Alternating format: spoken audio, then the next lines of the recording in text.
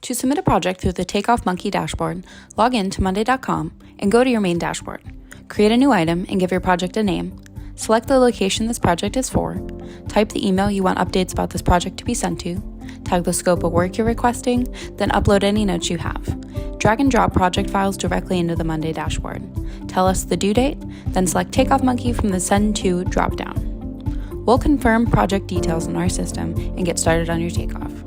You'll receive an email confirmation where you can verify details were received correctly.